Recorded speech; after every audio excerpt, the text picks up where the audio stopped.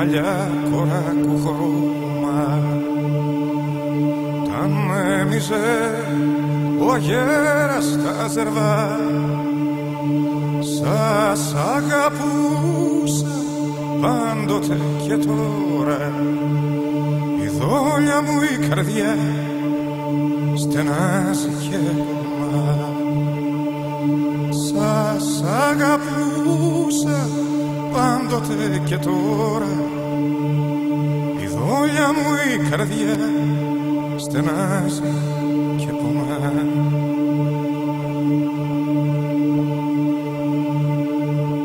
Παρουσιάστηκα στο Γενικό Επιτελείο του Δημοκρατικού Στρατού, συγκεκριμένα στο χωριό Μυροβλήτης του Γράμμου, όπου βρίσκονταν ο Μάρκος με το αρχηγείο του. Αυτό ήταν τέλη Νοεμβρίου 1946 και από τότε και μέχρι το τέλος, την απόσυρση δηλαδή του Δημοκρατικού Στρατού, υπηρέτησα ως ασυρματιστής του Γενικού Αρχηγείου. Ενώ είχαμε βομβαρδισμούς, ενώ είχαμε πυροβολισμούς, ο ασυρματιστής δεν ακούει τίποτε και πρέπει να έρθει κάποιος να το πει: ρε σύντροφε, τι κάνεις, είδες αεροπλάνο πάνω, πήγαινε κάπου κάτω από μια πέτρα σε κανένα βράχο να προστατευτείς. Τέτοιες στιγμές έζησα και στη Πέτρα Μούκα του Γράμμου και στη Φούσα τελευταία με την υποχώρηση 48 τον Αύγουστο, ακριβώς τις ημέρες αυτές που αποχώρησε και ο Μάρκος από το Γενικό Αρχηγείο, σε κάτι τρομερούς βομβαρδισμούς αεροπλάνων, όταν με τα ακουστικά στα αυτιά δεν άκουγα τίποτα τι γινόταν γύρω μου. Θυμάμαι μια φορά όταν βρισκόμασταν στο δάσος του Καροπλαισιού και περνούσε κάτω το ποτάμι, δεν θυμάμαι τώρα, και ήταν απέναντι, είχε στρατοπεδεύσει ο στρατός και ήμασταν δηλαδή σε απόσταση, ας πούμε, έτσι αέρος, κάπου 1,5 χιλιόμετρο. Και τη νύχτα εκείνη δύο που ήταν φρουροί βγήκανε από το λόχο, να πούμε, αυτόν που φρουρούσε το Γενικό, βγήκανε φρουροί και οι άνθρωποι πήγαν και παραδόθηκαν απέναντι και φέρνουν το στρατό τα μεσάνυχτα ακριβώς επάνω μας. Δηλαδή μια τραγωδία που θα μας έπιανε δηλαδή ζωντανούς.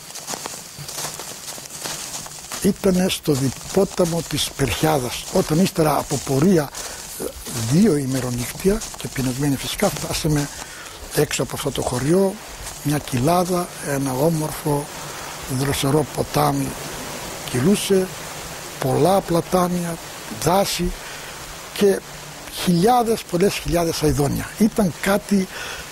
Φτάσαμε το πρωί και μας είπαν ότι τώρα θα ξεκουραστούμε εδώ πέρα. Αλλά ο ασυρματιστής έπρεπε να αρχίσει να δουλέψει. Όμως τα βλέφαρα έκλειναν, δεν άντεχε ο οργανισμός, έβαλα τα πόδια μου μέσα στο ποτάμι και αντί για επαφές και τα αηδόνια και όλα τα άλλα, 3 αεροπλάνα πάνω μας άρχισαν με τα μυδράλια και μας λένε συναγερμός, αμέσως πορεία μετά.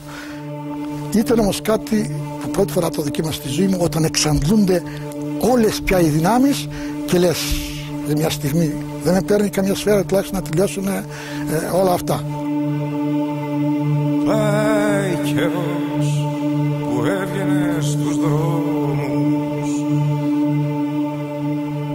Πολλές φορές μάλιστα και με συναδέρφους στρατιώτες του ελληνικού στρατού στο ίδιο μήκος κύματος, αυτοί βέβαια μιλούσαν όχι μπορεί ίσως και με συμματαμός, αλλά πολλές φορές και ανοιχτά με το μικρόφωνο εμπρός, συνάδελφοι κλπ.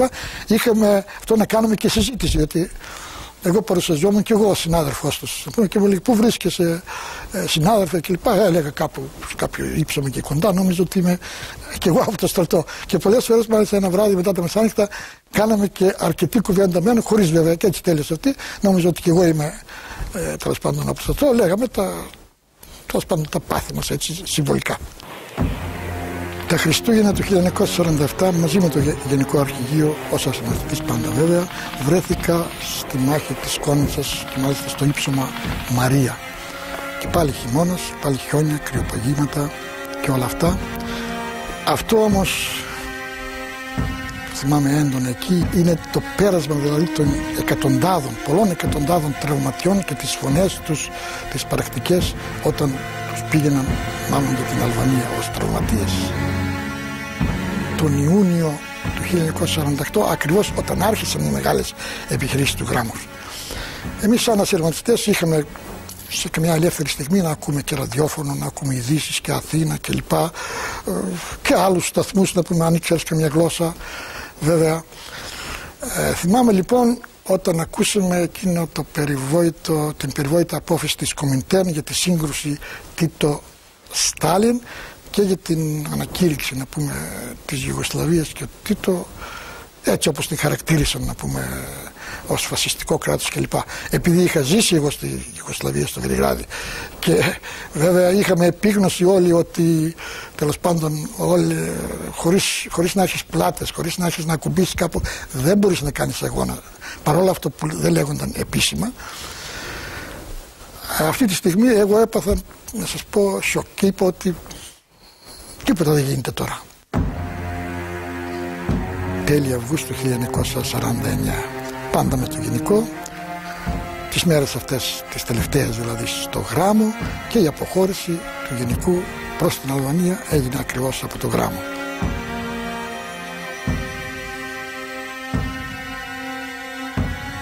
Οι φωτοβολίδες της Σίτας μονάχα, κι άλλος κανείς δεν μας προβόδησε.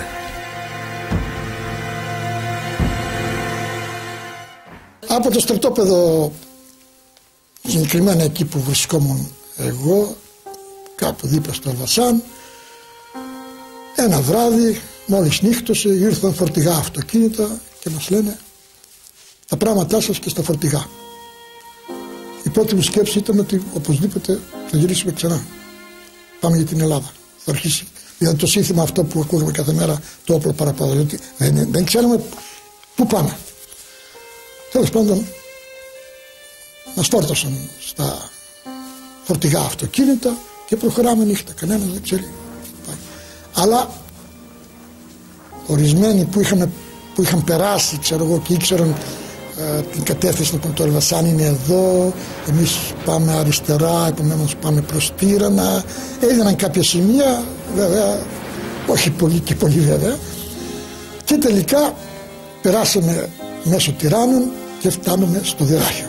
Όταν πια είδαμε θάλασσα, νύχτα βέβαια πάντα, έτσι αισθανθήκαμε ότι σε κάποια θάλασσα βρισκόμαστε, χωρίς να ξέρουμε. Και βέβαια κάτι φακή εκεί πέρα, κάτι αυτά φώτα, το πλοίο, ένα σοβιετικό πλοίο, Βλαντιβοστόκ λεγόταν συγκεκριμένα, φορτηγό βέβαια, μεγάλο.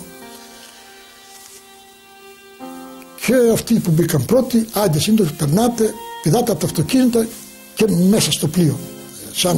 Σαν διάδρομο είχαν κάνει, μάλλον δυο σανίδια το είχαν βάλει εκεί πέρα, αλλά όταν όρμησε ο κόσμος, θυμάμαι εκεί πέρα, διότι μεταξύ του πλοίου και του καταστρώματος, πώς το λέμε, του λιμανιού, να πούμε, όρμησε ο κόσμος και θυμάμαι καμιά δεκαριά πέσανε μέσα στη θάλασσα. Βέβαια πήδηξαν οι ναύτες αυτοί οι Ρώσοι που ήταν εκεί πέρα, τους έβγαλαν, μετά έβαλαν εκεί πέρα, έκαναν ζωντανή γραμμή και στα σανίδια.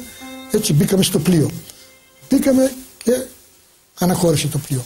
Κανένας δεν ήξερε βέβαια που πάμε. Ξημέρωσε, μάλλον κάπου στο Ιόνιο. Το πλοίο προχωρούσε, κατεύθυνση δεν ξέραμε, κανένας δεν ήξερε που πάμε. Φυσικά μόνο η ηγεσία ήξερε. Έτσι περάσαμε το Ιόνιο, το Αιγαίο, πάρα πολλές μέρες, ίσως κράτησε αυτό 10-11 μέρες γι' αυτό.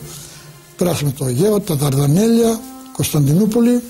Εκεί τώρα υπήρχε και νομίζω και σήμερα ισχύει αυτό κάποιος κανόνας, ότι όταν περνάνε κάποια στενά εκεί πέρα πρέπει να έρθει ντόπιος Τούρκος καπετάνιος να οδηγήσει το πλοίο μέσα από τα στενά αυτά.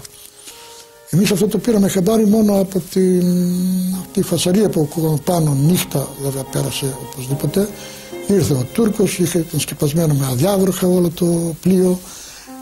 Πάντα οι υπεύθυνοι μας έλεγαν σιωπή, με ούτε τσιμουδιά, και αυτό κράτησε ίσως 1,5-2 ώρες και μετά μπήκαμε στη Μαύρη Θάλασσα και όταν ξημέρωσε πια μας ανακοίνωσε ο Ρώσος μάλιστα ότι σύντροφοι βρισκόμαστε στα νερά της Μαύρης Θάλασσας, πάμε για τη Σοβιετική Ένωση.